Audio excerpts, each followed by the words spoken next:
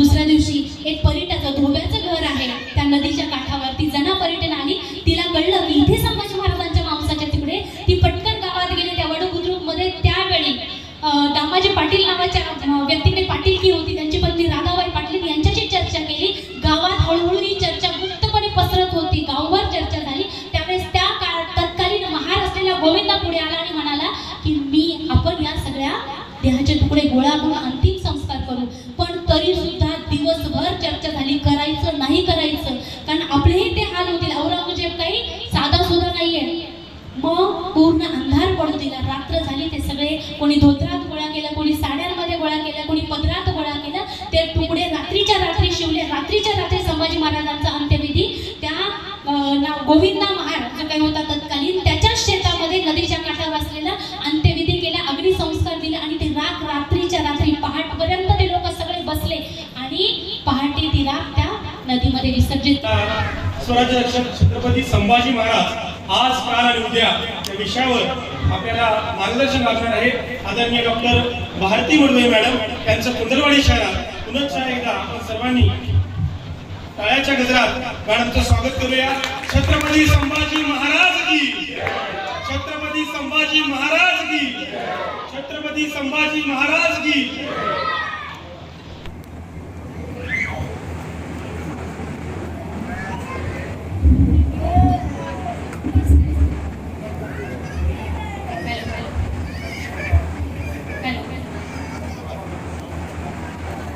सर्वांना सस्नेह जय जिजाऊ. आवाज येतोय सगळ्यांना क्लिअर? सर्वांना सस्नेह जय जिजाऊ.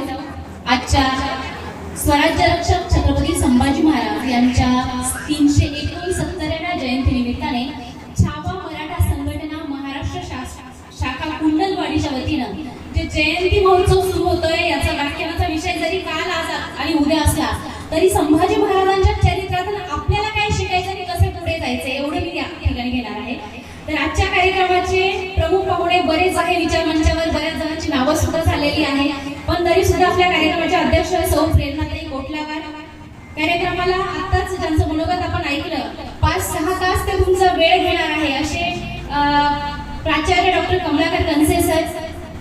त्यानंतर मीही ज्यांची वाचक आहे, छावा समाचार मी नियमित वाचते सर, आवर्जून पोस्ट टाकतात असे प्राध्यापक doctor Prabhakar Jadhav sir, engineer Pravin Jadhav sir, Kishor भाऊ चव्हाण, इंजिनियर तानाजी उसेकर सर, स्नेहाताई साईनाथ उत्तरवार दादा, राजेश्वर उत्तरवार दादा, दशरथ पाटील दादा, सुनील दादा, विठ्ठल कुडमुलवार दादा, दिनेश दासावार दादा, ज्ञानेश्वर पांडुरंग शिंदे, या ठिकाणी डॉक्टर साहेब सुद्धा आलेले आमचे वैद्यकीय बंधू आणि विचार मंचावर बसलेल्या सर्वच मान्यवरांना पुन्हा एकदा सस्नेह जय जिजाऊ, जय श्रीराम.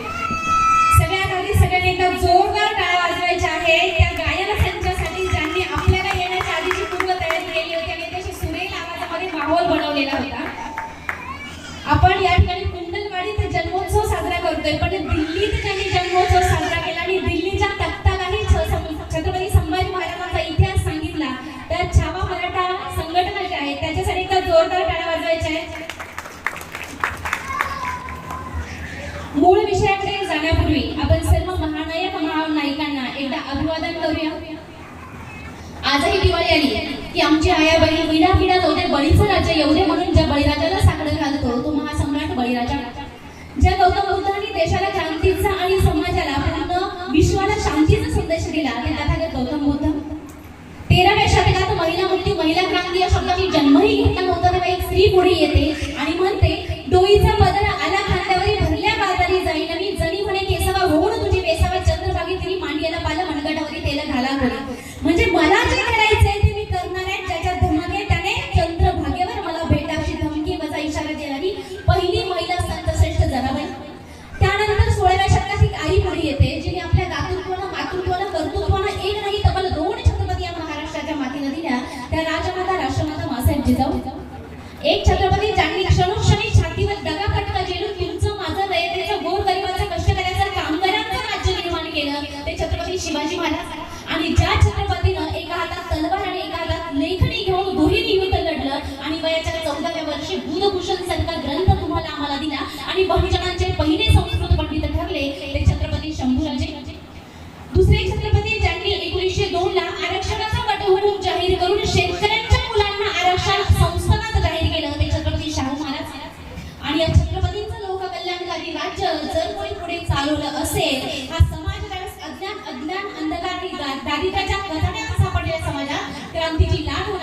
अहिल्याबाई होळकर, ज्या महात्मा ज्योतिबा फुले यांनी छत्रपती शिवाजी महाराजांची समाधी रायगडावर जाऊन सलग 3 दिवस शोधून काढली आणि पहिला शिवशाही पोवाडा छत्रपती शिवाजी महाराजांच्या कर्तृत्वावर लिहिला ते महात्मा ज्योतिबा फुले. डॉक्टर बाबासाहेबांनी गुलामगिरीची कबर खोदली खरी, पण त्यामागे पोलादी पंख म्हणून उभी ठाकलेली माता रमाई. भारताचे पहिले कायदेमंत्री आणि आरक्षणासाठी ज्यांनी कायदे मंत्री पदाचा राजीनामा दिला ते परमपूज्य डॉक्टर बाबासाहेब आंबेडकर. मनुस्मृतीचा धगड रायगडाच्या पायथ्याशी जाऊन जय भवानी जय शिवाजी नारा सुद्धा तुम्हाला आम्हाला दिला ते परमपूज्य डॉक्टर बाबासाहेब आंबेडकर. आणि ज्यांच्यामुळे तानुबाई बिर्जे पहिल्या महिला पत्रकार झाल्या, ज्यांच्यामुळे फातिमा बीबी शेख पहिल्या मुस्लिम मुख्याध्यापिका झाल्या, ज्यांच्यामुळे ताराबाई शिंदे पहिल्या विद्रोही लेखिका झाल्या, ज्यांच्यामुळे मुक्ता साळवे पहिली समाजसेविका झाली, ज्यांच्यामुळे मी तुमच्या समोर या स्टेजवर उभी राहण्यास लायक बनली, ज्यांच्यामुळे ताई आज नगराध्यक्ष झाल्या त्या क्रांतिज्योती सावित्रीबाई फुले या आणि इतर महिलांसाठी एकदम जोरदार टाळ्यांचा गजर झाला पाहिजे. आज या ठिकाणी संभाजी महाराजांची जयंती आपण साजरी करतोय. खूप सोपं आहे जयंती साजरी करणं, पुण्यतिथी साजरी करणं. त्याहून सोपं आहे अभिवादनाला जाऊन हार घालणं आणि फोटो काढणं. त्याहून सोपं आहे आजकाल स्टेटस लावणं. मग अवघड काय? या महापुरुषांचे विचार ऐकणं, शांत बसून ऐकणं, त्यानंतर ते आत्मसात करणं आणि ते पुढच्या पिढ्यांमध्ये रुजवणं आणि ते ब्रीद ते ध्येय घेऊन आज छावा मराठा संघटना या ठिकाणी कार्यरत झालेली आहे. याचा मला स्वतःला मनस्वी अभिमान वाटत आहे. बघा, संभाजी महाराज सांगायचे तर अगदी 2 शब्दातही सांगता येतात, तासभरही सांगता येतात. असं कर्तृत्व त्यांचं आहे. शत्रू समोर कधी न झुकला, शत्रू समोर कधी न झुकला, स्वराज्यासाठी देह जाळला, वज्रासम जो कणखर झाला, शिवपुत्र संभाजी बलिदानाने अमर झाला. असे संभाजी महाराजांचं चरित्र म्हटलं तर अगदी जन्मापासूनच त्यांच्या पाठीशी संघर्ष लिहिला गेलेला होता. 14 मे 1657 छत्रपती संभाजी महाराजांचा जन्म झाला पुरंदरावर. पुरंदर आनंदाला, कारण शिवाजी महाराजांना पहिला पुत्र झाला होता, जिजाऊंना पहिला नातू झाला होता, या स्वराज्याला पहिला युवराज मिळालेला होता. बघा, पुरंदरावर आनंदी आनंद झाला आणि जिजाऊनं भोसले घराण्याच्या पराक्रमाची स्मृती म्हणून नाव ठेवलं संभाजी, आपल्या थोरल्या पुत्राचं नाव दिलं. सगळीकडे आनंदी आनंद. पण ते छोटसं लेकरू, तानं बाळ, ते 2 महिन्याचं बाळ, याच्या आईला बाळंत रोग झाला. हा असा ते व्याधी. मग काय करायचं? जिजाऊनं धाराबाई गाढे नावाच्या एका महिलेला, बघा बहुजन समाजातील महिलेला जिजाऊनं रायगडावर आणलं. कापूर रोड गावची ती धाराबाई गाढे. ही धाराबाई गाढे अतिशय प्रामाणिक स्त्री, अतिशय चारित्र्य संपन्न स्त्री. तिनं शंभूराजांना दूध पाजलं आणि धाराबाई गाढे ही धाराव झाली आणि इतिहासात अजरामर झाली. छत्रपती शिवाजी महाराजांचे संस्कार, जिजाऊंचं विद्यापीठ आणि शंभूराजे घडत होते. अजून एक वाईट घटना घडली. 2.25 वर्षाचं वय झालं आणि त्यांना मातृसुखाला मुकावं लागलं. सईबाईचं निधन झालं. फक्त वय होतं 2.25 वर्षाचं. आता एक आई गमावलेली आहे त्या लेकरानं. आता वडिलांच्या खांद्यावर खेळणार, वडिलांच्या मांडीवर खेळायचं, वडिलांसोबत बागडायचं, वडिलांकडनं राजकारणाचे धडे गिरवायचे आणि वडिलांमध्येच आई बाप बघायचे. त्याच वेळी स्वराज्यावर चालून आला अफजल खान रूपी संकट. मग आता जबाबदारी आली संपूर्ण जिजाऊंवर.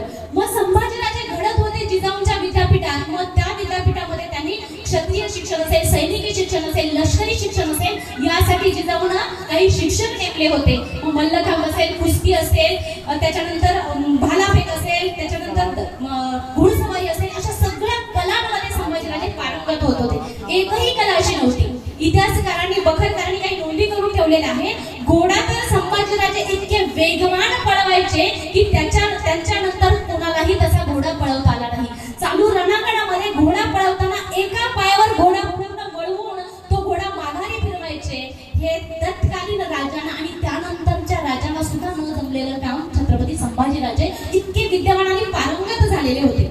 आता जिजाऊच्या विद्यापीठात शिकत होते. जिजाऊ धर्मनीती शास्त्र, मगाशी सरांनी सांगितलं त्यांचे सरांनी रामायण महाभारत सगळंच शिकवत होत्या. मग आता जे छत्रपती शिवाजी महाराजांनी जिजाऊंनी शिकवलं तेच छत्रपती संभाजीराजेंना सुद्धा शिकवलं असेल. बरं, आता महाभारतातून जिजाऊंनी शंभूराजांना श्रीकृष्ण शिकवला असेल तर कसा शिकवला असेल बरं? आपण, तुम्ही, आम्ही विचारमंचावर बसलेले बऱ्यापैकी थोड्याफार फरकाने सारख्याच संस्कारात घडलेलो आहोत. त्याच गवळणी, तेच कीर्तन आपण ऐकलेले आहे, तोच कृष्ण आपण ऐकलेले. आजीने आपल्याला तोच कृष्ण सांगितलाय. कोणता कृष्ण? काय काय करावं कुठे लपावं फुटल माझा गडा, काय करावं कुठे लपावं फुटल माझा गडा, कान्हा ग बाई कृष्णा ग बाई हळूच मारतोय खडा. काय करत होता कृष्ण? गवळणी मस्त पैकी पाण्याचा माठ भरून निघाल्या की खडे मारून त्या गवळणीचे माठ फोडायचा. कोटलावार मॅडम, तुम्हाला हा श्रीकृष्ण शिकवलाय ना? मला तर हा श्रीकृष्ण मी लहानपणापासून बघितलाय. दुसरा श्रीकृष्ण, अजून एक श्रीकृष्ण आहे काय, तर गवळणी ज्यावेळेस नवीन नवीन वस्त्र परिधान करून निघायच्या, फिरायला जायच्या, त्यावेळेस कृष्ण काय करत होता? पिचकारीने रंगाने त्यांना भिजवत होता. नको मारू रे कान्हा पिचकारी, सारी रंगानं भिजलं माझी साडी. रंगानं साड्या भिजवायचा. अहो या गवळणी आंघोळीला गेला ना तर श्रीकृष्ण त्यांचे कपडे चोरायचा आणि मग त्या गवळणींना कपडे मिळाले नाही की त्यांचे होणारे हाल पाहायचा. हा श्रीकृष्ण मला शिकवला गेलेला आहे. दही दूध चोरायचा आपल्या मित्रांना घेऊन. मग जिजाऊंनी शिकवलेला श्रीकृष्ण कोणता असेल? हा श्रीकृष्ण नसेलच. कारण काय होतं माहितीये का, हा श्रीकृष्ण तुम्हाला कळलाय, मला कळलाय, पुढच्या पिढ्यांना आपण कसे संस्कारी होतो, आई बापाच्या आज्ञेत होतो, वडिलांनी डोळे वटारले की गप गुणाने बसायचो, टीव्ही बंद व्हायच्या. पण आत्ताची मुलं मात्र आपल्याला प्रतिप्रश्न विचारतात. त्या म्हणतात आता नवरात्री झाली, नवरात्रीत म्हणतात राधा राधा राधा राधा गेली कुठं माझी राधा, जीव झाला दादा. मग आपण काय म्हणायला गेलं तर काय म्हणताय? वो करे तो रास दिला, मैं करू तो कॅरेक्टर दिला. असं कसं आहे मम्मी? मग आता आपल्याला सुद्धा श्रीकृष्ण सांगायचा झाला तर जिजाऊने जो शिवबांना सांगितलं असेल, जिजाऊने जो शंभूराजांना सांगितलं असेल, तो श्रीकृष्ण सांगावा लागेल. कोणता श्रीकृष्ण? समता दृष्टीत श्रीकृष्ण. ज्या श्रीकृष्णाच्या ठिकाणी जात नव्हती, धर्म नव्हता, पंथ नव्हता, पेंडे असेल, सुदाम असेल, सगळ्या गवळ्याच्या पोरांना घेऊन तो एकत्र गोपाळ काला करत होता, सहभोजन करत होता. कोणता श्रीकृष्ण? अहो तो श्रीकृष्ण जो गोवर्धन पर्वताच्या आडून आपल्या सवंगड्यांना घेऊन दगडांचा मारा करून इंद्राला आणि विष्णूला पळता भुई थोडी करणारा श्रीकृष्ण शिकवायला. गवळणी बाजारात जायच्या, श्रीकृष्ण पदर करायचा. मला सांगा महिलांनो, बाईचा पदर कोण करतं? यात्रेत तुम्ही गेल्या, बाजारात गेले, खूप गर्दी, तुमच्यासोबत लहान लेकरू ते काय करतं? तुमचा पदर पकडतं. अहो त्या आईच्या मायेनं सुरक्षित म्हणून तो पदर पकडतो, पदर खेचण्यासाठी नव्हता. हा श्रीकृष्ण आपण आतापर्यंत सांगत आलो, श्रीकृष्णालाही बदनाम करत आलो आणि आपली परंपरा आपण स्वतः परंपरेची वाट लावत आलो. तो श्रीकृष्ण जर पदर पकडत होता गवळणीचा तर त्याच्यामध्ये तो आई बघत होता, सुरक्षितता त्या पदरात होती, मायेची ऊब त्या पदरात होती. तोच पदर जिजाऊनी शंभूराजांना शिकवला असेल. म्हणूनच पराची नारी रुक्माई समान स्वराज्यामध्ये एकाही स्त्रीवर अत्याचार झाले नाही. छत्रपती शिवाजी महाराजांच्या स्वराज्यामध्ये, छत्रपती शंभूराजांच्या स्वराज्यामध्ये पहिला महिलांचा राजकारणामध्ये उपयोग थांबवला. जर आपण इतिहास पाहिलं तर जोधा अकबराला दिली गेली होती. कशा? राजकारणामध्ये. राज्यकारणाच्या कारणास्तव जोधा अकबराला दिली होती. त्याच्यानंतर आमेरची राजकुमारी ती जोधा ती तर अकबराला दिली गेली होती. पण पुन्हा एक नजराणा म्हणून भेट बाजीरावाला मस्तानी दिली गेलेली होती. पद्मावती आणि तिच्यासमोर हजारो महिलांनी जोहार केला गेलेला होता. म्हणजे जर स्वराज्याच्या आधी कोणाला काही भोगावं लागत होतं तर ते महिलांना त्यांची अब्रू गमवावी लागत होती. पण छत्रपती शिवाजी महाराजांनी तो दंडक लावलेला होता की महिलांचा राजकारणात उपयोग झाला नाही पाहिजे. एवढंच कशात, तर मोहिमेवर जाताना एकही स्त्री सोबत नसावी, बटकी नसेल, बायको असेल, मैत्रीण असेल, कुणीही सोबत न्यायची नाही. कोणत्याही स्त्रीकडे वाकड्या नजरेनं पाहायचं नाही. आणि हाच दंडक शंभूराजाने सुद्धा पुढे सलग चालू ठेवलेला आहे. म्हणजे स्त्री सन्मान काय असतो तो जिजाऊनी श्रीकृष्णाच्या चरित्रातून शंभूराजांना शिकवला असेल, महाभारत शिकवलं असेल, रामायण शिकवलं असेल. काय शिकवलं असेल? रामायणातून राम वनवासाला जातो, सीता रावणाकडे रावण सीतेला किडनॅप करतो, पळवून नेतो. मग हे रामायण शिकवलं असेल का? आणि मग गरोदर असलेली सीता तिच्या चारित्र्यावरनं तिची अग्नी परीक्षा राम घेतो आणि सीतेला वनवासात सोडून देतो. हा राम निश्चितच शिकवलेला असेल. मग कोणता राम शिकवला असेल? तो राम शिकवला असेल की राम ज्यावेळेस वनवासाला निघतात त्यावेळेस बंधू एक त्यांच्या सोबत बायकोला सोडून त्यांच्या सोबत जातात. म्हणजे नवीन लग्न झालेला भाऊ असतो, बायकोला सोडतो, त्यांच्या सोबत जातो आणि दुसरा भाऊ रामाचे पादत्राणे सिंहासनावर ठेवून राज्य करतो, पण स्वतः राजगादीवर बसत नाही. बरं, भाऊ ते भाऊ सावत्र भाऊ. बंधुत्वाचं, बंधुभावाचं इतकं सुंदर प्रतीक तुम्हाला जगाच्या इतिहासात कुठेही पाहायला मिळणार नाही. हा राम शंभूराजांना शिकवला असेल. आणि म्हणूनच ज्यावेळेस समनय हा ग्रंथ गागा भट्ट शंभूराजांना अर्पित करतात, समर्पित करतात, तर तो ग्रंथ मला का नाही, माझं नाव त्याच्यावर का नाही, म्हणून रडणाऱ्या रामराजांना, म्हणजे राजाराम जो त्यांचा सावत्र भाऊ होता छोटा, रामराजांना संभाजी महाराज स्वतःचं नाव खोडून तिथे रामराजांना समर्पित करतात. त्यांचं सुद्धा बंधुप्रेम तसंच होतं. एवढंच कशाला तर छत्रपती शिवाजी महाराजांचे 5000 जाती, 75,000 पोट जाती, अशा 18 पगड जातींना एकत्रित करून मावळ्या शब्दात शिवाजी महाराजांनी बंदिस्त केलं. त्या मावळ्यांना सुद्धा संभाजी महाराजांनी जीवापाड जपलं. काही इतिहासकार सांगतात की संभाजी महाराजांवर मावळ्याचं प्रेम शिवाजी महाराजांवर जितकं होतं त्याच्यापेक्षा कैक पटीनं जास्त प्रेम मावळ्यांनी केलं. का तर हा बंधुभाव त्यांनी जपला होता. हे संस्कार जिजाऊने दिले होते, संस्कार जिजाऊ देत होत्या. तर एकीकडे छत्रपती शिवाजी महाराजांच्या पराक्रमाच्या गोष्टी सुद्धा संभाजीराजांच्या कानावर येत होत्या. अफजल खानाचा कोथळा बाहेर काढला, शाहिस्ते खानाची घरात घुसून सर्जिकल स्ट्राईक करून बोट छाटली. आणि ज्यावेळेस पन्हाळ्याचा वेढा पडला त्यावेळेस फक्त 600 मावळे घेऊन नेताजी पालकरांनी केलेली चढाई असेल, जोपर्यंत महाराज गडावर पोहोचत नाही, विशाल गडावर तोफेचा आवाज येत नाही, तोपर्यंत धारातीर्थी पडला, प्राण गेले, पण तलवार ज्याची थांबली नाही. त्या बाजीप्रभू देशपांडेचं बलिदान सांगितलेलं असेल. त्याच्याबरोबरच तानाजी मालुसरे, मुलाचं लग्न सोडून जाणाऱ्या तानाजी मालुसरेच्या गोष्टी जिजाऊला सांगितलं असते.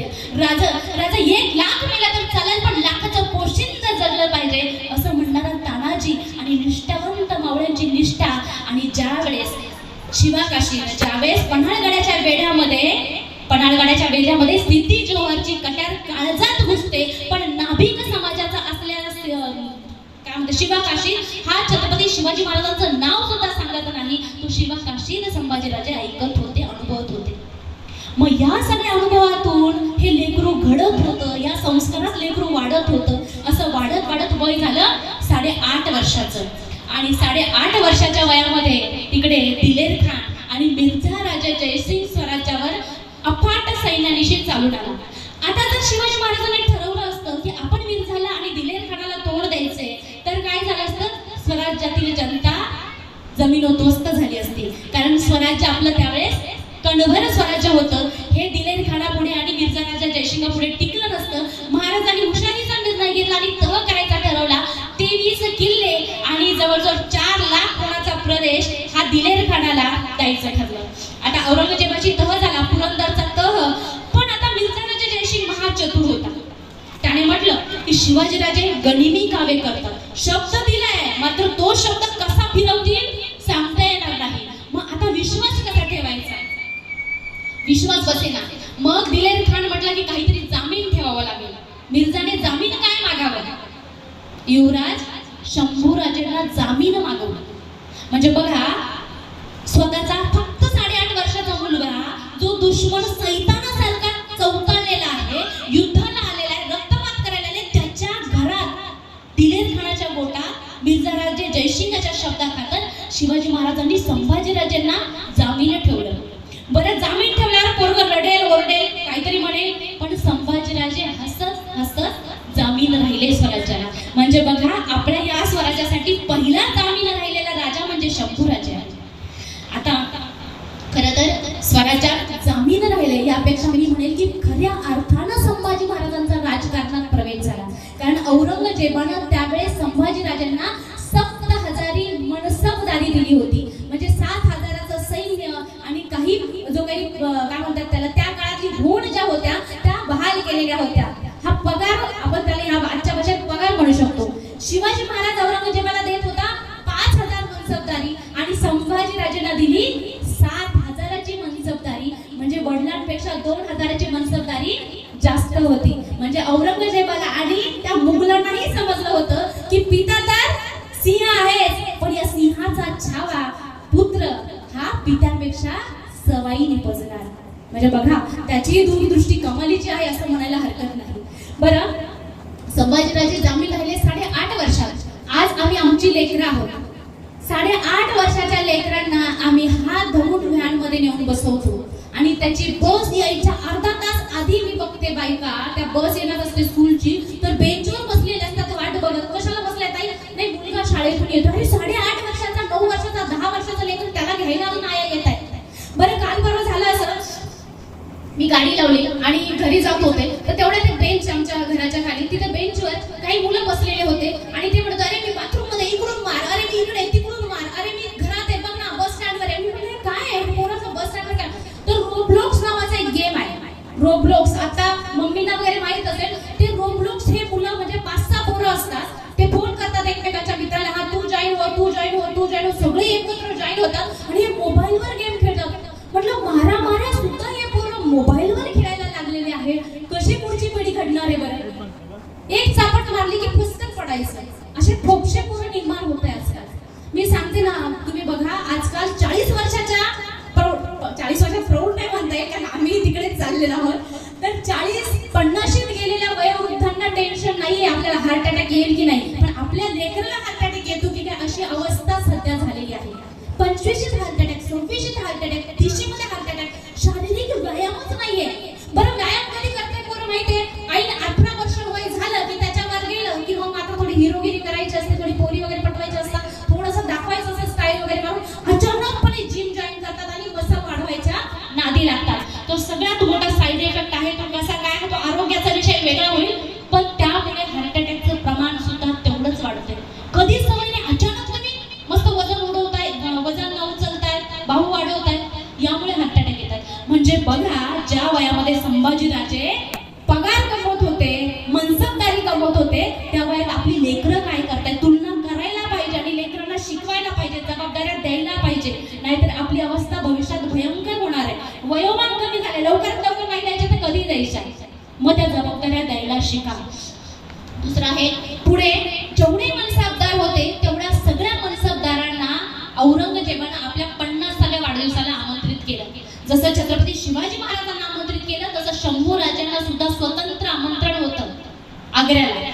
आता हे सगळे जाणार, पण सगळ्यात मोठं हे होतं की आताच दिलेर खानाच्या गोटातून घरी आलेले, त्यामुळे राणी वसा ज्या काही आया वगैरे होत्या संभाजी महाराजांच्या, जिजाऊ असतील किंवा सगळे प्रचंड टेन्शन मध्ये की आता हे संभाजीराजे आत्ताच आले, आता कुठे लगेच आग्र्याला घेऊन जाणार आहे. बरं आग्रा म्हणजे काही जवळ नाही. मगाशी सरांनी सांगितलं 1000 किलोमीटरचा प्रवास आहे. आता ट्रेन आहे, एसी आहे, कार आहे, सगळं आहे. त्या काळामध्ये एक तर पायदळ आणि घोडदळ शिवाय कुठलंही प्रवासाचं साधन नव्हतं. 1000 किलोमीटरचा प्रवास पार करायचा आहे. तो रायगडापासून सुरू केलं तर महाराजांना आग्र्याला जायला 2.5 महिने लागले होते. एवढा मोठा प्रवास, ऊन, वादळ, वारा, भूक हे सगळं या लेकराला सहन होईल का? 9 वर्षाच्या त्या लेकराला. पण शिवाजी महाराज म्हणाले की हा फक्त शिवाचा पुत्र नाहीये, हा या सह्याद्रीच्या दऱ्याखोऱ्यात जगलेला मीठ भाकरी खाणारा, महाराष्ट्राच्या कुशीत आणि या मातीत लढलेला लढवय्या योद्धा आहे. शौर्य आणि पराक्रम यांच्या जन्मताच आहे. गेले संभाजीराजे आग्र्याला. आता आग्र्याला गेल्यावर संभाजीराजांनी पाहिलं, अनुभवलं, आपल्या वडिलांचा कणखरपणा त्यांना अनुभवायला मिळाला. कारण काय केलं औरंगजेबाने? शिवाजी महाराजांना औरंगजेबानं सगळ्यात मागच्या लाईनला बसवलं, मुद्दामून अपमानित करण्यासाठी. कारण शिवाजी महाराजांनी इकडे दख्खनमध्ये औरंगजेबाच्या नाकीनं बांधलेले होते, त्यांना अपमानित करण्यासाठी मागच्या लाईन मधली बसवलं. तर त्यावेळेस औरंगजेबाच्या समोर कुणीही बोलायला घाबरत होतं, कारण कधी सर्कल होईल सांगता येत नाही. शिवाजी महाराज उठून उभे राहिले आणि पुढे गेल्याने म्हणाले की मला जर या ठिकाणी अपमानितच करायचं होतं तर बोलवलं कशाला? असे अनेक खडे बोल सुनावले आणि स्वतःला हिंदई शेर म्हणून गेणाऱ्या औरंगजेबाचा अपमान करून त्याला पाठ फिरून शिवाजी महाराज त्या दरबारातून तडक निघून गेले. या बाळाने 9 वर्षाच्या शंभूराजाने महाराजांचा हा कणखर बाणा सुद्धा अनुभवला.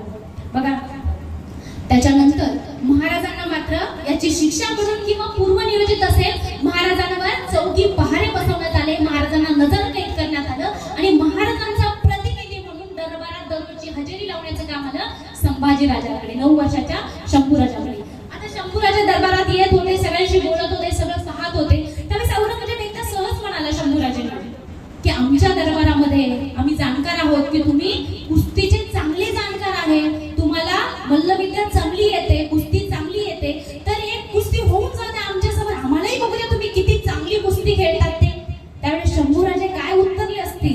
शेवटी शिवाचा छावा तो काय म्हणाला?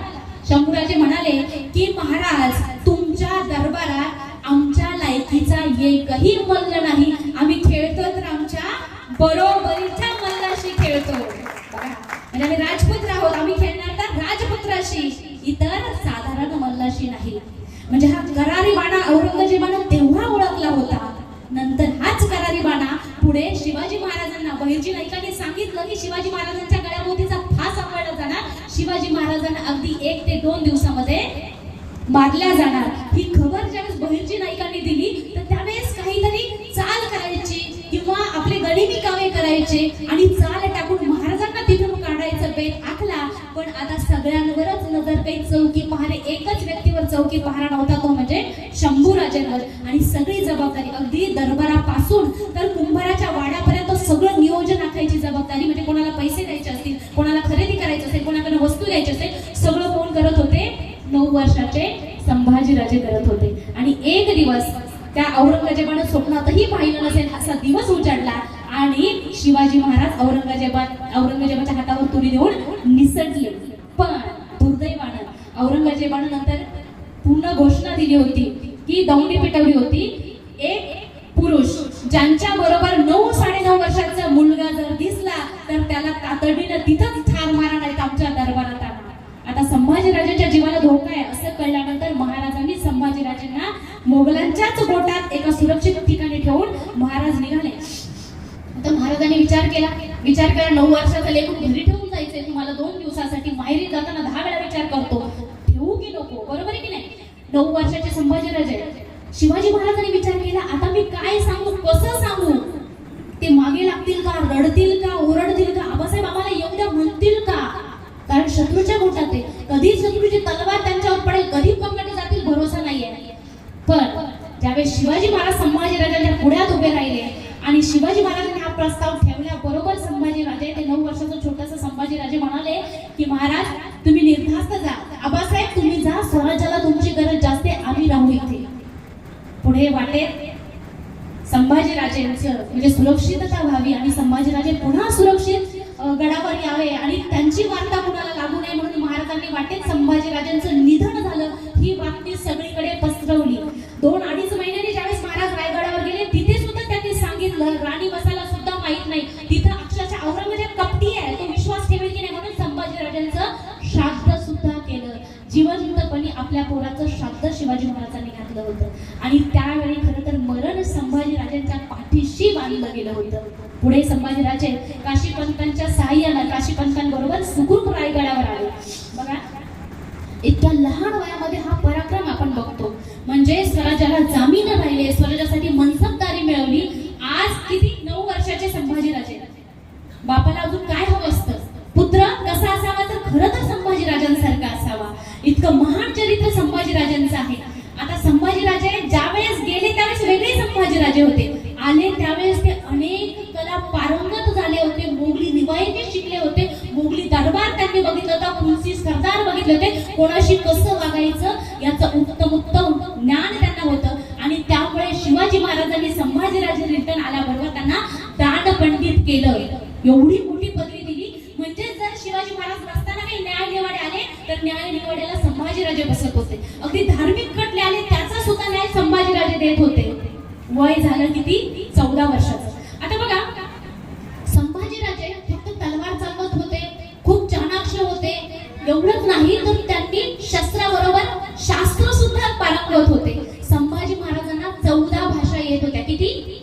16 भाषा येत होत्या. मराठी येत होती, उर्दू येत होती, हिंदी येत होती, संस्कृत येत होती, पारशी येत होती, कन्नड येत होती, तेलुगू येत होती, अर्धमागधी येत होती, भोजपुरी येत होती. एवढंच कशाला तर हिब्रू, पाली, फ्रेंच, इंग्रजी सुद्धा येत होती. अशा 16 भाषांचे जाणकार संभाजीराजे होते. आता तुम्ही म्हणाल 2-2 लाईन पाठ करून रेकॉर्ड बनवलं असेल, नाही. इंग्रज अधिकारी ज्यावेळेस शिवाजी महाराजांच्या राज्याभिषेकाला आले तर त्यातला फ्रान्सिस्को मार्टिन हा फ्रेंच अधिकारी म्हणतो की युवराजांना फ्रेंच अगदी छान बोलता येते. त्यानंतर इंग्रज अधिकारी हेनरी त्याचं नाव आहे हेनरी ऑक्झिंडेन, थोडं नाव अवघड आहे, हेनरी ऑक्झिंडेन, तो सुद्धा लिहून ठेवतो की संभाजी महाराज इंग्रजीत इतके तरबेज आहे की ते अगदी चांगल्या इंग्रज अधिकाऱ्याप्रमाणे इंग्रजी बोलत आहेत. म्हणजे बघा विदेशी अधिकाऱ्यांनी सुद्धा यांच्या भाषेचं कौतुक केले. नुसते बोलताय का, लिहिताय सुद्धा. किती वर्ष वयाचे? 14 वर्ष वयाचे संभाजीराजे. काय लिहिताय? त्यांनी बुधभूषण नावाचा ग्रंथ मी मगाशी सांगितलं वयाच्या 14व्या वर्षी लिहिला, ज्याच्यात 883 संस्कृत श्लोक आहे. संस्कृत मधून श्लोक 883 श्लोक लिहून त्यांनी ज्ञानेश्वरांचं रेकॉर्ड ब्रेक केले. ज्ञानेश्वरांनी ज्ञानेश्वरी लिहिली 16व्या वर्षी. संभाजीराजांनी बुधभूषण लिहिला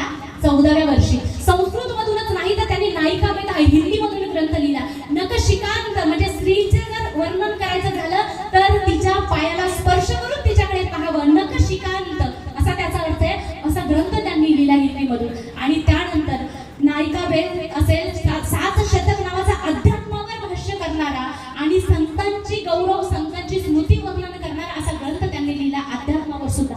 म्हणजे सगळ्या भाषेत पारंगत संभाजीराजे होते आणि हे ग्रंथ त्यांनी लिहिले. म्हणजे संभाजीराजे भाषा बोलतच नव्हते तर त्यांनी लिहित सुद्धा होते.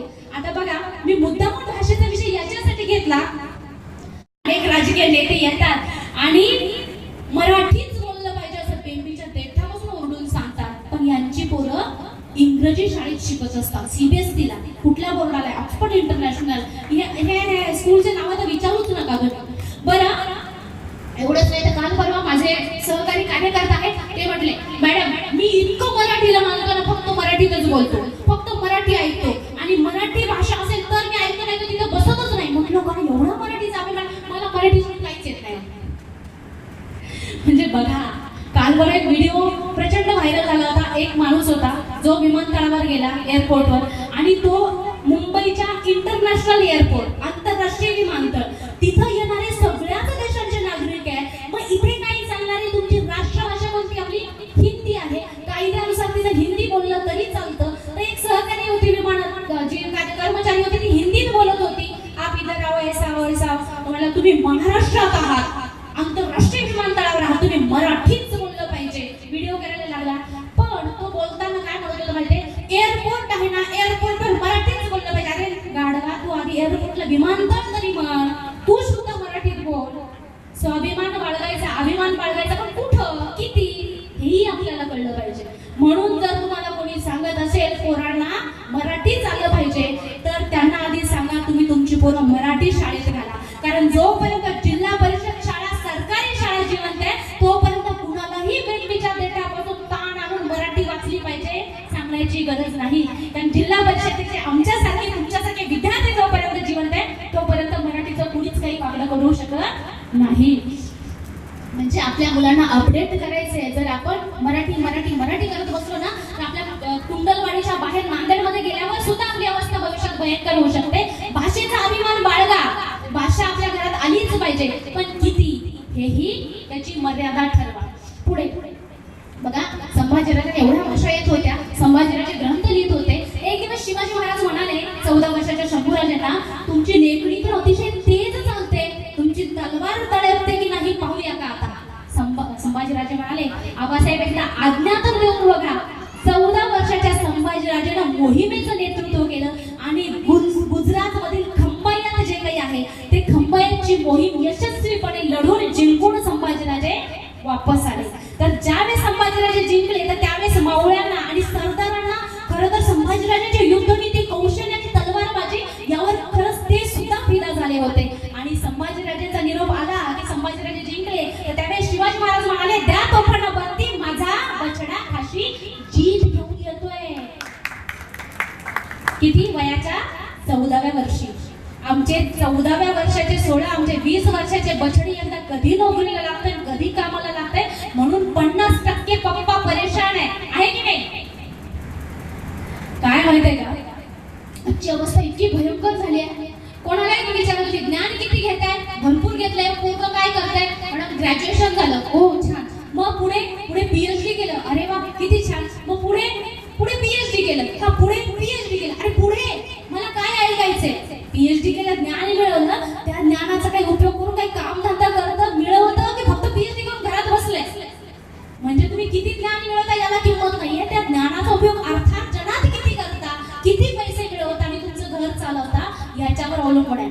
आजकाल होतं असं माहितीये, एकतर आपण शिकतोय, ग्रॅज्युएशन पोस्ट ग्रॅज्युएशन करतोय, शिकल्यानंतर ते शिक्षणाला साजेशी नोकरी मिळत नाही, पहिलं दुर्दैव. पण आता एवढं मोठं शिकल्यावर छोटं मोठं काम करायचंय, लाज वाटते, हे दुसरं दुर्दैव. शेती करायला नाही, ग्रॅज्युएशन झालं कशी शेती करणार नाही. म्हणजे इकडे लाज वाटते म्हणून एकीकडे मिळत नाही, दुसरीकडे लाज वाटते म्हणून आम्ही काय आहोत, 50% तरुण वर्ग आज सध्या बेरोजगार आहे. आणि आता चालू आहे, आपण बघतोय नीटचं काय चाललंय, नीट अभ्यास केला नाही, नीट लोक वरती नाही म्हणून नीटची कुठला वाट लागलेली आहे. तुकडोजी महाराजांचा एक अभंग आहे, कुणाचा हा देश कुणाचे येथे शिक्षण, गरिबापोटी जन्मने येथे खरे अवलक्षण. खरंच म्हणजे बघा, तिकडे तुम्ही 2 लाख रुपये घेऊन क्लासेसला या म्हणून मार्क टार्गेट करतात. 2 लाख रुपये घ्या म्हणून आमच्या क्लासेसमध्ये या, भरती करा. 2 लाख घेऊन तुम्ही जर 2 वर्षात पोरांना शिकवू शकत नसेल तर खरंच तुमची लायकी आहे का हो? क्लासेस उघडायची किंवा शिक्षणाचं नाव घ्यायची, शिक्षणाचा बाजार मांडून ठेवलेला आहे. अनेक क्लासेस, मोठे गावकर आहे, कुलकर्णी, कितीतरी नाव, 9 ते 10 लोकांची नावं आता पुढे आलेली आहेत. म्हणजे अक्षरशः मी पाहिलेले आहे, माझे काही पेशंट आहे जे शेतातलं धान्य विकलं, काय म्हणतात त्याला, सोयाबीन विकली की 1-1.5 लाख रुपये घेऊन खिशात घेतात, वेटिंगला बसतात, तिथे क्लासेसला नंबर लावतात. आणि मग हे जर करोडो रुपये कमवण्यासाठी विद्यार्थ्यांच्या जीवाशी असं खेळत असेल तर किती जीव घेणार आहे विद्यार्थी? आत्महत्या करते, काय करणार? आत्महत्या नाही करणार तर. कारण यांनी पेपर खरेदी केले, धनदांडग्यांच्या हातात दिले, धनदांडगा किती हुशार आहे माहीत नाही, आउट ऑफ मार्क्स घेतले, 700 पैकी 700 मार्क्स घेऊन तो नीटला लागला. पण 1-2 मार्काने जी बिचारी प्रामाणिकपणे करत होतो, जो विद्यार्थी प्रामाणिकपणे बरोबर करत होता, 2 वर्ष त्यांना लग्न कार्य सगळं सोडून दिलं, त्या विद्यार्थ्याचा काय दोष आहे? मग हा बाजार थांबवणार कोण आहे? कधी? म्हणून आपण खरं तर जागरूक व्हायला पाहिजे. सोशल मीडियावर बरेच जण म्हणतात हे क्लासेस बंद करा, ते क्लासेस बंद करा. क्लासेस बंद होणार नाही. जर क्लासेस बंद व्हायचे असेल तर आधी आपण क्लासेसला पोरं पाठवणं बंद करा.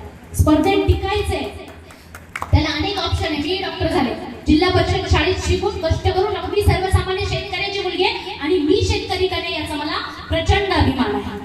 म्हणजे बघा आपण आज काय करतोय, आपण ह्या जगाच्या पाठीशी जर लढायचं असेल तर आपल्याला चरित्रातून, म्हणजे शंभू चरित्र असेल, शिवचरित्र असेल, यातून हे मुद्दे घेऊन पुढे जावं लागेल. नाही तर म्हणून आम्ही इतिहास वाचतोय, मी संभाजी महाराजांना खूप मानतो, मी शिवाजी महाराजांना खूप मानतो, पण जर आचरणात काही जमत नसेल किंवा घरात काही वास्तव नसेल तर आपलं अवघड होऊन जाणार आहे.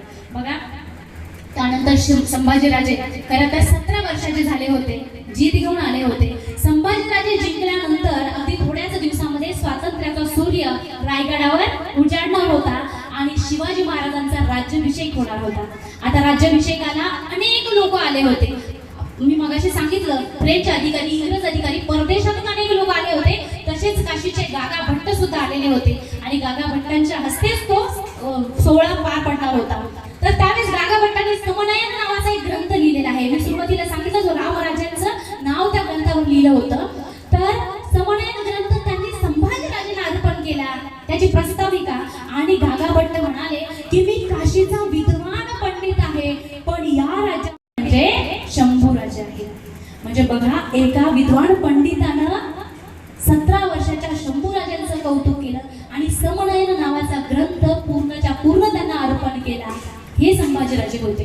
आता जोपर्यंत संभाजीराजेचा सुद्धा युवराजाभिषेक झाला, जोपर्यंत संभाजीराजे युवराज होत नाही, त्यांचा युवराजाभिषेक होत नाही, तोपर्यंत सगळं अलबेल होतं. संभाजीराजांचा जय जयकार होता, सगळीकडनं संभाजीराजांचं कौतुक होत होतं. पण हळूहळू संभाजीराजांच्या चारित्र्यामध्ये म्हणा किंवा संभाजीराजांचे जे विरोधक आहेत ते हळूहळू जागे व्हायला लागले. बघा विरोधक जागे कधी होतात तुम्हाला मी व्हॉट्सअपवर वाचलं होतं, माझं स्वतःचा तयार केलेला मेसेज नाहीये. बघा विरोधक जागे कधी होतात, रात्री झोपताना हळूच मोबाईल काढायचा आणि स्टेटसला फक्त एक वाक्य टाकायचं, तुमच्या सगळ्यांच्या आशीर्वादानं माझं खूप भलं झालं आणि हे यश फक्त तुमच्यामुळे मिळालं.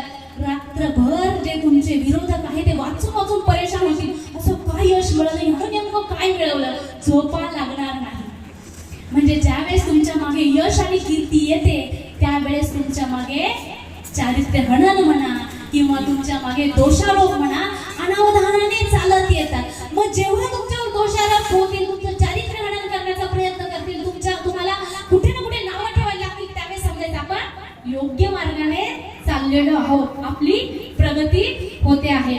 बघा संभाजी महाराजांचं जिवंतपणी तर त्यांच्या चारित्र्यामध्ये काही पात्र घुसडवली, पण संभाजी महाराज गेल्यानंतर काही चारित्र किंवा काही नाटककार आले आणि त्या नाटककारांनी जवळजवळ 41 नाटकं संभाजी महाराजांवर लिहिली. किती? 41 नाटकं. एकमेव युवराज ज्याच्यात 41 नाटकं. पण त्या नाटकामध्ये त्यांनी काय लिहिलं हे सांगण्यासारखं सुद्धा नाही. त्याचे 2-3 उदाहरणं मोजकेच सांगते. एक बालशहा नावाचा लेखक आहे, त्याने एक नाटक लिहिलं प्रणय युवराज आणि त्याच्यामध्ये त्यांनी जेबुनिसा नावाची औरंगजेबाची मुलगी आणि युवराज यांचं प्रेम प्रकरण पूर्ण 3 तास रंगवलं. आता जेबुनिसा हिचा जन्म आहे 1637चा आणि संभाजी महाराजांचा जन्म आहे 1657चा. 20 वर्षाने मोठी जेबुनिसा. नाटककारांनीही शहानिशा केली नाही आणि खाली बसून आनंद लुटणाऱ्या टाळ्या वाजवणाऱ्यांनीही शहानिशी केली नाही. नंतर मोहित्यांची मंजुळा आली. मंजुळा हे कॅरेक्टर पूर्ण इतिहासात मोगलांच्या बकरीमध्ये सुद्धा कुठेच नाही. त्यानंतर थोरातांची कमळा आली. आता एक दुसरे गुळवणी नावाचे एक लेखक आहे, त्यांनी मागे एक व्हिडिओ पाहिला होता मी. त्यांनी शहानिशा केली की थोरातांची कमळा नावाचा एक चित्रपट, नाटक तर पहिलं आलं, त्याच्यानंतर चित्रपट आलं. चित्रपटामध्ये सुद्धा थोरातांची कमळा म्हणून पन्हाळ गडावरची समाधी सुरुवातीला दाखवण्यात आली आणि शेवटी सुद्धा तीच समाधी दाखवली. आणि त्यामध्ये दाखवलं गेलं होतं, ऑडिओ टाकला होता की संभाजीराजांनी, युवराजांनी त्या कमळेवर अत्याचार केला आणि म्हणून त्या कमळेनं त्या दिवशी आत्महत्या केली. आणि त्या थोरातांच्या कमळाच्या समाधीवर जी समाधी दाखवण्यात आली होती त्यावर मृत्यूचा दिनांक होता 1698 आणि संभाजीराजांचं निधन झालं 1689. म्हणजे 9 वर्षानं ती कमळा मेली. काही संबंध होता का? बरं, नंतर ती समाधी नेमकी कोणाची हे शोधून काढलं तर पेशव्यांच्या विरोधात लढणारे यशवंतराव थोरात आणि त्यांची पत्नी गोंडाबाई थोरात, त्या गोंडाबाई थोरातची ती समाधी होती. काहीही संबंध नाही कमळाचा. म्हणजे असे काही काल्पनिक चारित्र्य त्या संभाजीराजांच्या चरित्रात घातले गेले आणि नाटकं पुण्यामध्ये प्रचंड रंगली, गावोगावी रंगली. का रंगली माहितीये का? तेव्हा कोणीही छावा मराठा संघटना किंवा पुरोगामी संघटना त्यावेळेस कार्यरत नव्हत्या माधव दादा, आणि म्हणून त्यांची हिंमत झाली. जर छावा मराठा संघटना सारख्या संघटना तिथे असल्या तर स्टेजवर जाऊन तिथे सगळ्यांच्या समाजा मांडण्याची धमक या कार्यकर्त्यांमध्ये, या समाजामध्ये होती. कारण महाराष्ट्र हा काही लेच्या पेचांचा अवलादी नाही, हे आता आपण समाजाला दाखवून दिलेलं आहे. पण एवढंच कशाला, तो एक राम गणेश गडकरी आहे, त्यांचं नाटक आहे. त्या नाटकामध्ये ते एकच प्याला म्हणजे प्याला घेऊन एंट्री करतात आणि महाराजांना त्यांनी पूर्ण नशेडी दाखवलेला आहे आणि लोक, आपलीच लोक टाळ्या वाजवणारे आहेत. बघा, याच्यामध्ये संदर्भ विचारले असता, काही काळाने संदर्भ विचारले तर संदर्भ दिलाय की संभाजीराजांनी पोर्तुगीजांना पत्र लिहून दारू मागवलेली आहे. आता संभाजीराजे पोर्तुगीजांकडून प्यायची दारू मागवतील का?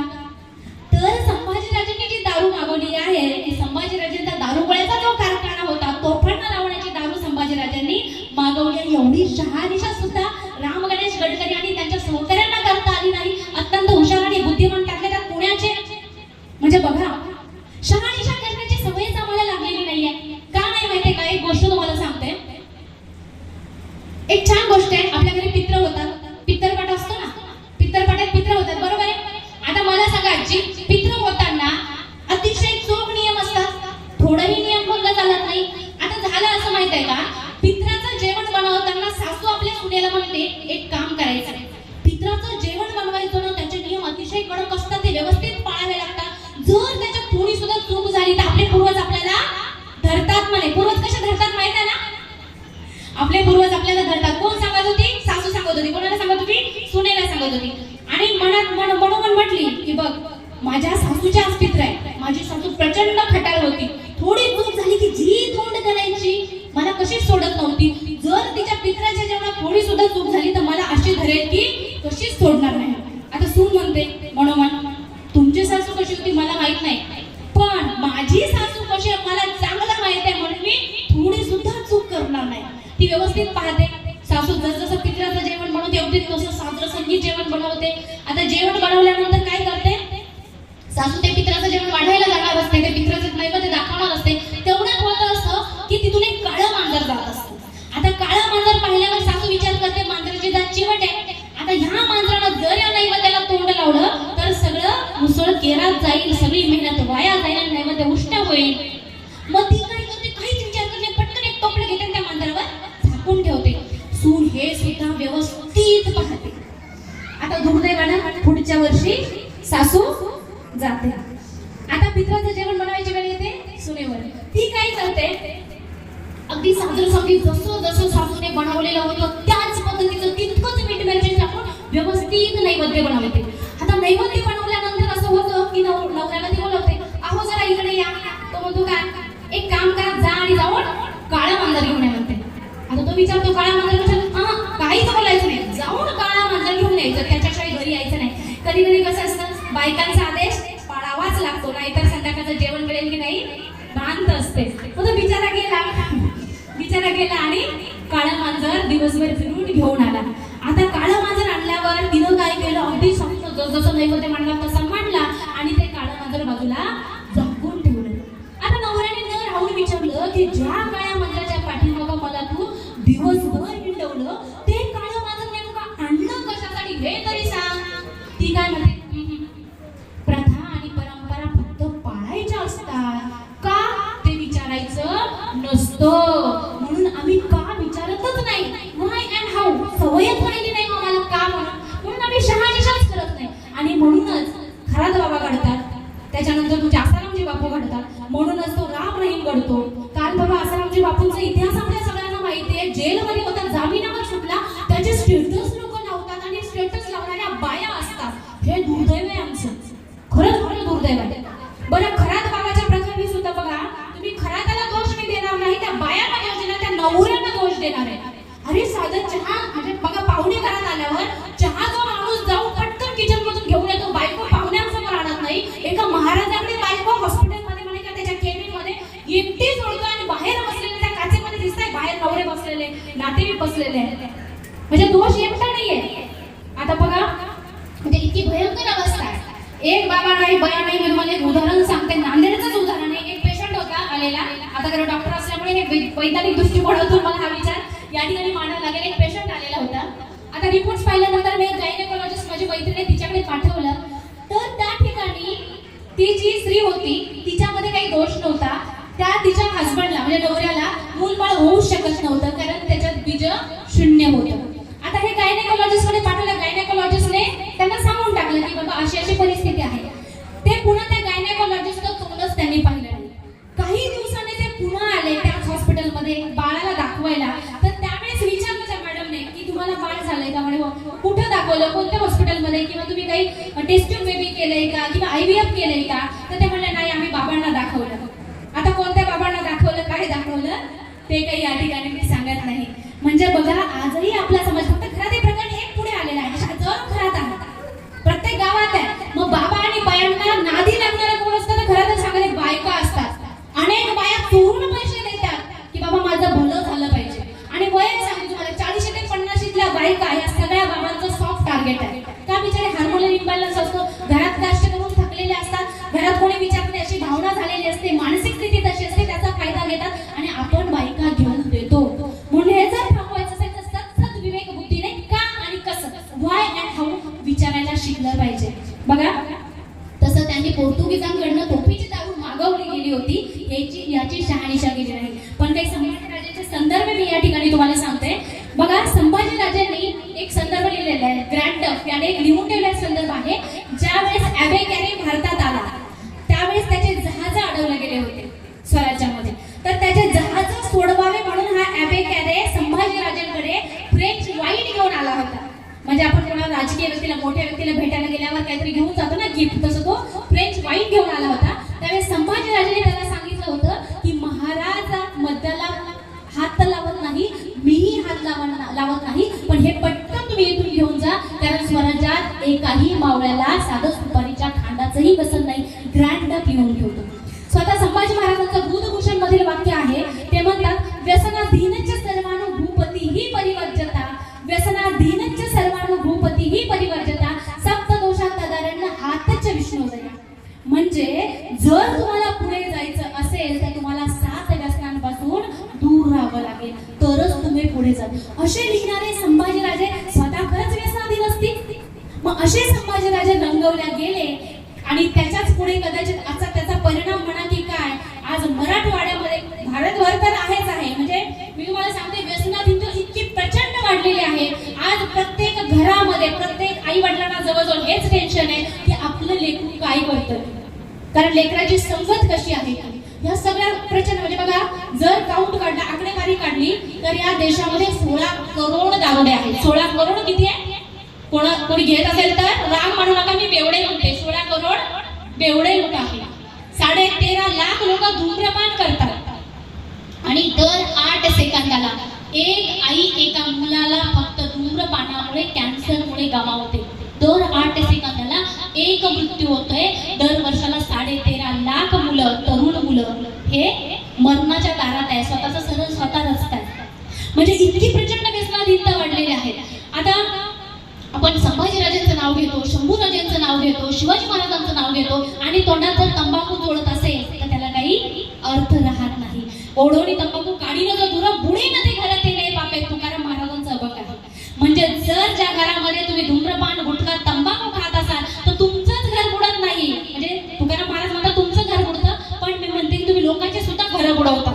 कारण कसं माहितीये का, बघा तुम्ही ऍक्सिडेंटचं प्रमाण बघितलं, जर व्यवस्थित शहानिशा केली, रोड ट्रॅफिक ऍक्सिडेंट ज्यावेळेस होतात तर त्यावेळेस ज्याने घेतलेली आहे तो फुल कॉन्फिडन्स मध्ये गाडी पळवतोय, पण जो बिचारा समोरून शुद्धीवर असलेला येतोय तो कन्फ्युज होऊन कुठेतरी जाऊन धडकतोय, तो मरतोय. तुम्ही तुमचं घर नाही मारलं, लोकांचं सुद्धा मारलं. म्हणजे इतकी प्रचंड व्यसनाधीनता या ठिकाणी वाढलेली आहे. आता मी स्वतः डॉक्टर आहे, पण माझ्याकडे काही मी जवळजवळ या 10 वर्षात पाहिलं, स्टाफ घेतला, वर्षभर खूप झालं नांदेडला आलं की कोणीतरी भेटतो 6 वाजता 100 रुपये मागतात आणि मस्तपैकी नांदेडलाच मजा करतात. बरं अशी पोरं त्यांना मागच्या वेळेस एक असंच कार्य करताय, मस्त दाढी बिडी टाकली वगैरे, त्याला म्हटलं हॉस्पिटलला येतोय, जरा व्यवस्थित दाढी बिडी करून ये, कसा असा आलाय. नाही मॅडम मी म्हणजे शिवाजी महाराजांची जयंती येते ना म्हणे म्हणून दाढी राखली. अरे बापरे म्हटलं ओके छान छान, काही हरकत नाही, म्हणजे तू शिवाजी महाराजांचा मावळा आहे, शिवाजी महाराजांचा भक्त आहे, चांगली गोष्ट आहे म्हटलं. 2च दिवस झाले होते, बाजूच्याशी भांडत होता. आता माझा कर्मचारी मी बाहेर गेले, काय झालं बाबा म्हणून, तर तोंडाला दारूचा वास येत होता. त्याला म्हटलं एक काम कर, तू आता घरी जा, मी तुझ्याशिवाय. नाही नाही मॅडम मी घेतलीच नाही, तो म्हणतो घेतली. म्हटलं आता काहीच बोलू नको, तू घरी जा. परत वर कोण करून म्हणतो बायचान ना, मी नाही घेतली. हे इतकं बायचान करून फुल पिलेली सुद्धा म्हणता बायचान काढून नाही घेतली. हा नांदेडचा अनुभव आहे, खरा अनुभव आहे. म्हणजे जर व्यसनाधीनतेमध्ये आपली ही पिढी बुडत असेल तर भविष्य काय आहे? काय करायचं काय घरातल्या बायकांनी? मग काय करायचं, आपल्याकडे एक पर्याय आहे, पोरगा दारू पितो, लग्न लावून टाका, पायात बेड्या टाका, दुसऱ्या पोरीचं लाईफ बर्बाद करा. एक तर आधीच नोकरी नाही, त्या व्यसनाधी कोण पोरगी देणार आहे? मग जर तुम्हाला संभाजी महाराजांचं नाव घ्यायचं असेल, जर तुम्हाला शिवाजी महाराजांचं नाव घ्यायचं असेल तर तुमच्या तोंडात दारू, जर्रा, गुटखा किंवा तंबाखूचा वास येता कामा नये. आणि जर तुम्हाला हे व्यसन करायचे असेल तर आपण शिवाजी महाराजांचं, संभाजी महाराजांचं नाव घेण्याच्या लायकीचे नाही असं समजून नाव नाही घेतलं तर त्यांच्यावर मोठे उपकार होतील. बघा संभाजी महाराजांचं चारित्र्य इतकं सुंदर आणि शुद्ध आहे. आता हे संभाजी महाराजांचं चारित्र्य हनन जिवंतपणे झालं, मरणानंतर सुद्धा झालं, पण हे चारित्र्य हनन जास्त दिवस चालू शकलं नाही. सुवर्णमयी कळसा कुझारून जाईल, मूळ तांब्याचा रंग पुन्हा वर येईल, बुधभूषण मध्ये लिहून ठेवले. तुम्ही खोट्या गोष्टींना कितीही सोन्याचा मुलामा दिल्या तरी एक दिवस त्या उघड्या पडतात. स्वराज्य रक्षक संभाजी म्हणा किंवा इतिहासकार म्हणा किंवा प्रभाकर जाधव सरांसारखे, तानाजी हुसेकर सरांसारखे असे जे काही लेखक आहेत त्यांनी संभाजी महाराजांचं किंवा माधव दादासारखे त्यांनीही लिहितात असे लेखक आहे, त्यांनी संभाजी महाराजांचं चरित्र पुन्हा एकदा जे अस्सल चरित्र होतं ते समोर आणलेलं आहे. जर तुमचं कधीतरी चारित्र्यहनन होत असेल, बदनामी होत असेल तर एक गोष्ट लक्षात ठेवा, म्हणून तरुणांना संभाजी महाराजांनी संदेश दिलेले आहेत बुधभूषण मध्ये. ते बुधभूषण मधून सांगतात की हे नागराजा जास्त तळपू नको, हे नागराजा जास्त तळपू नको, दुर्जनांची चमक तुझ्यामुळे खूप जास्त आहे. हे नागराजा जास्त तळपू नको, दुर्जनांची चमक तुझ्यामुळे खूप जास्त आहे. तुझ्या फक्त एका जिवेचे विषय त्यांचा सर्वांग विषाने व्याप्त आहे. असे येतील, विरोध करतील, तू काय कर, कामानं स्वतःला सिद्ध कर, पुढे चालायचा नेग्लेक्ट कर, दुर्लक्ष कर आणि पुढे जा. हा संदेश स्वतः संभाजीराजे देतात. बघा असे संभाजी महाराज ज्यावेळेस युवराज होतात, छत्रपती संभाजी महाराज राजगादीवर बसतात, सिंहासनावर बसतात, त्याच्यानंतर युवराजांचा सुद्धा राज्याभिषेक होतो. शिवाजी महाराजांचं निधन होतं, जिजाऊंचं निधन होतं. खरं तर त्यानंतर ते बदनामीचे षडयंत्र त्यांच्या गळ्याभोवती पाश म्हणून राहिले. आता शिवाजी महाराज ज्यावेळेस छत्रपती झाले तर त्याच वेळेस औरंगजेब पूर्ण ताकदीनिशी दख्खन मध्ये उतरला. हा औरंगजेब आला 7 लाखाचं सैन्य, 32 करोडची संपत्ती घेऊन सरदार खरेदी करण्यासाठी आणि इथे संभाजीराजांवर मात करण्यासाठी तो महाराष्ट्रात आला. आता ज्यावेळेस तो आला तर त्यावेळेस त्याने पहिल्यांदा पाहिलं संभाजीराजांची चूक त्याने लहानपणीच अनुभवली होती. हा काही साधा सुद्धा छावा नाही. तर त्यावेळेस त्याने काय केलं, एकदाच संभाजी महाराजांवर वार करायचं ठरवलं आणि म्हणून हसन खानाला कोकणात धाडलं. हसन खान कोकणातून लढणार आहे. शहाजादा मुअज्जम त्याला त्याने ही जी सीमा आहे काय म्हणतात विजापूर आणि मराठा मार्ग जी सीमा आहे त्या सीमेवर त्याने शहाजादा मुअज्जमला धाडलं आणि त्याच्यानंतर गोव्यातून व्हॉइसरायला सुद्धा त्यानं खरेदी केलं. व्हॉइसराय गोव्यातून लढतोय आणि या ठिकाणी पुन्हा आपला काय म्हणतात त्याला गजावुद्दीन खान रायगडावर चालून आला. 4ही बाजूने एकदाच आक्रमण औरंगजेबाने केलं. संभाजीराजांची गोची करायची ठरली, कितीतरी सरदार खरेदी केले, पण त्याच वेळेस संभाजीराजांनी सगळ्यांना पुरून उरले.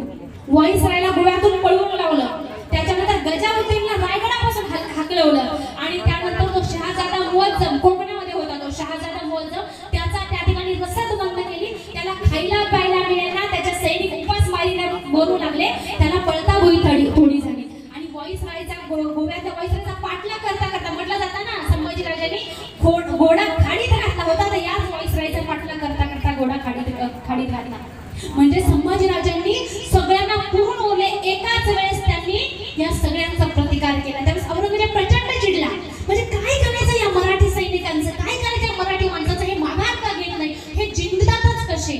तर त्यावेळेस त्याला त्याच्या सरदारांनी सांगितलं की हे गड किल्ल्यावरनं जिंकतात, म्हणून आधी काय करायचं, गड किल्ले आपण जर ताब्यात घेतलं तर यांना जिंकता येत नाही. म्हणून त्यांनी रामशेजगड जो वणीपासून, वणी म्हणजे एक शक्तीपीठ आहे, 3.5 शक्तीपीठापैकी एक नाशिक जिल्ह्यातील, त्या वणीपासून काही अंतरावर असलेला रामशेजचा जो किल्ला होता तो किल्ला पराक्रांत करायचं ठरवलं आणि म्हणून हसन खानाला जवळजवळ 40,000 सैन्य घेऊन त्या रामशेज गडावर पाठवलं, त्याला वेढा घालण्यासाठी. आता रामशेज गडावर त्यावेळेस फक्त 600 मावळे होते आणि त्या ठिकाणी सरदार जो होता तो होता रामजी. आता फक्त 600 मावळे घालून 40,000 सैन्य वेढा दिलेला आहे, कसं लढायचं. पण वरतून दगडांचा मारा, मी म्हटलं ना मगाशी शंभूराजांना काय सांगितलं, गोवर्धन पर्वतावरून दगडांचा मारा करणारा श्रीकृष्ण, सेम ते केलं. तो दगडांचा मारा ते रामशेज गडावर न करताय मावळ्यांना खाली सैनिकांना पळता भुई थोडी झाली आहे. जर सैनिक सारपाडून येत असेल तर घसरगुंडी करून मोठमोठ्याने दगड टाकायचे, जर सैनिक तोफा लावणार असेल तर त्यांच्याच दारुगोळा जप्त करून लाकडी तोफा बनवून त्या लाकडी तोफांना अग्नी डाग देऊन त्या उडवत होते. अशा पद्धतीनं जवळजवळ हसन खानाला 2.5 वर्ष लढावा लागला रामशेज किल्ला, तरीही त्याला तो जिंकता आला नाही. पुढे अजून फतेह खान गेला फतेह करण्यासाठी, त्या फतेह खानाला अजून 3 वर्ष लागले. आता त्यावेळेस फतेह खानाने ऑब्झर्व केलं, निदर्शनास आलं त्याच्या की हे जे मावळे संभाजीराजाचे हे एक तर खाली येत नाही आणि आपल्याला वर येऊ देत नाही, मग आपल्याला त्यांच्या बरोबरीने जावं लागेल. तब्बल 6 महिने त्याने लाकडी माळ तयार केला, असा भरभक्कम माळ की ज्याच्यावर 500 सैनिक उभे राहू शकतात आणि 50 तोफा त्याच्यावर चढवू शकतात, असा लाकडी माळ किल्ल्याच्या उंचीचा रामशेजचा तो तयार केला. आणि एक दिवस संभाजी महाराजांच्या मावळ्यांनी त्याला सुरुंग लावून उद्ध्वस्त केला. असा 5.5 वर्ष रामशेज सुद्धा औरंगजेबाला जिंकता आला नाही. शेवटी औरंगजेब चिडला आणि त्याने आपला जो किमांस आहे, मंदिर आहे, तो जमिनीवर आपटला आणि सांगितलं जोपर्यंत संभाजीराजांना पकडून आणत नाही तोपर्यंत मी हा किमांस किंवा हा मंदिर डोक्यावर घालणार नाही. ही शपथ घेऊन औरंगजेब उतरतो. बघा, ज्या शंभूराजांच्या 120 लढाई आहे, एकही लढाईत संभाजीराजे पराभूत नाही. ही नोंद गिनीज बुक ऑफ वर्ल्ड मध्ये, जगाच्या इतिहासात एकमेव राजा ज्याने एवढ्या लढाया लढल्या आणि जिंकल्या. त्या राजाला शत्रू मैदानात पराकाष्ट करू शकले नाही. दिलवाले मधलं एक वाक्य आहे, हमारी कश्ती वही डूबी जहां पानी कम था, हमारी कश्ती वहां डूबी जहां पानी कम था, दुश्मनों ने हमें तो अपनों ने लूटा, गैरों में कहा दम था. असेच संभाजीराजे ज्यावेळेस काही फंदफितुरी होते पन्हाळगडावर आणि विशाळगडावर, अशा फंदफितुरीला मोडीत काढण्यासाठी संभाजीराजे विशाळगडावर गेले. त्या फंदफितुरांचा बंदोबस्त केला आणि बंदोबस्त करून संभाजीराजे परतीच्या मार्गावर निघणार होते रायगडावर. त्याच वेळी झालं असं की संभाजीराजांना एक न्याय निवाड्यासाठी थांबावं लागलं. आता न्याय निवाड्यासाठी थांबावं लागल्यानंतर संभाजीराजे थांबले कुठं? संगमेश्वर मध्ये. आता संगमेश्वर अलकनंदा आणि वारणा नदीच्या काठावर संगमेश्वर आहे. त्या संगमेश्वर पासून 4 किलोमीटर असलेला कसबा हे गाव आहे आणि कसबा या गावामध्ये सरदेसाईंचा वाडा आहे. त्या वाड्यामध्ये संभाजीराजे न्याय निवाड्यासाठी थांबले, पण कुणीतरी औरंगजेबालाही बातमी दिली आणि संभाजीराजांच्या मागावर असलेला मुकर्रब खान जो त्या ठिकाणी कोल्हापूरला होता, तो मुकर्रब खान संभाजी महाराजांना पकडण्यासाठी आला. पहाटेची वेळ होती. चोर वाटा सुद्धा पितुरांनी सांगितलेल्या होत्या. संभाजी राजाकडे फक्त 300 मावळे होते, सोबत एक वृद्ध सरसेनापती मालोजी घोरपडे होते. मालोजी घोरपडे, 300 मावळे आणि संभाजीराजे कवी कलश, एवढेच लोक आहे. संभाजीराजे बेसावध आहे आणि त्याच वेळेस त्या संगमेश्वरला जवळजवळ 5 5000 लोकांनी वेढा दिल्यानंतर 300 मावळे कसे लढणार होते? त्यावेळेस त्यांनी घोरपडेंनी जे काही मालोजी घोरपडे होते, त्या मालोजी घोरपडेंनी संभाजीराजांना वडिलकीचा सल्ला दिला की राजा, तुम्ही जो वाटेला निघा, आम्ही यांचा बंदोबस्त करतो, आम्ही यांना रोखून धरतो. पण आपले मावळे आणि सेनापती यांना मरणाच्या दारात सोडून जायला संभाजीराजे तयार नव्हते आणि त्या ठिकाणी संभाजीराजे शर्थीनं लढले. 300 मावळे त्यांचे धारातीर्थी पडले, सेनापती धारातीर्थी पडला. संभाजीराजे दोन्ही हातात तलवारी घेऊन आवेशाने एकटे लढत होते, कितीतरी मुंडके ते उडवत होते. असे हे संभाजीराजांचा आवेश आणि बेफाम झालेले संभाजीराजे यांना पकडायला, एकट्या संभाजीराजांना पकडायला मुकर्रम खान काय इतर कोणाचीही धमक नव्हती. त्यांना साखर दंड टाकून पकडावा लागला आणि तो काळा दिवस उजाडला 1 फेब्रुवारी 1689 आणि या दिवशी आपला हा राजा दुश्मनाच्या कैदेत जखडबंद झाला. त्यानंतर संभाजीराजांना बहादूरगडावर औरंगजेबासमोर आणण्यात आलं. औरंगजेबासमोर आणल्यानंतर औरंगजेबाने 2च प्रश्न विचारले. पहिला प्रश्न होता स्वराज्याचा खजिना कुठे आहे आणि दुसरा प्रश्न होता माझे किती सरदार तुला मिळालेले आहे. संभाजीराजांनी एकही शब्द न काढता फक्त डोळ्यातून उत्तर दिलं, स्वराज्याशी गद्दारी करणार नाही. खरं तर त्यांना जीव वाचवता आला असता, गयावया केला असता तर जीव वाचलाही असता. औरंगजेबाला तीच अपेक्षा होती, पण बाणेदार संभाजी महाराज फक्त नजरेतून बोलत होते आणि त्यांच्या नजरेत जे तेज होतं, त्यांच्या चेहऱ्यावर जे तेज होतं आणि त्यांनी वेदनेचा हुंकारही करत नव्हते, हे औरंगजेबाला जास्त त्रासदायक होतं. आणि म्हणूनच संभाजी महाराज पकडले गेले तरी सुद्धा मरताना सुद्धा औरंगजेबाने किमांस घातलेला नाही, कारण त्याने त्याचा जो काही संभाजीराजांचा पराजय त्याला कधी स्वीकारताच आला नाही. बरं, संभाजीराजांना मारलं असतं, कत्तल केली असती, त्यांचं दफन केलं असतं, त्यांना शिक्षा दिली असती, पण नाही. संभाजीराजांनी त्यांनी साधी सुधी शिक्षा दिलेली नाही. तुम्ही सगळ्यांनी मालिकेत पाहिलं, तुम्ही ऐकून आहात. संभाजीराजे जोपर्यंत बोलत नाही ना, 1 दिवस 2 दिवस 3 दिवस 4 दिवस वाट पाहिली, त्याने नाही बोलत ना, त्यांची जीभ छाटा, तलवारीनं त्यांची जीभ छाटण्यात आली. एवढ्यावर थांबले नाही, त्यांच्या डोळ्यांमध्ये लोखंडी तप्त सळाया घालून ते डोळे जाळण्यात आले.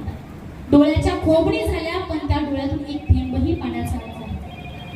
एवढंच नाही तर याच्यानंतर पुढे जाऊन अंगावरची कातडी सोलण्यात आली, त्याच्यावर चाकाचे फटके देण्यात आले, तरी सुद्धा माझा राजा एकही शब्द काढत नाही किंवा बिघडत सुद्धा नाही. एवढं धैर्य, एवढं पराक्रम, एवढं तेज आलं कुठून होतं?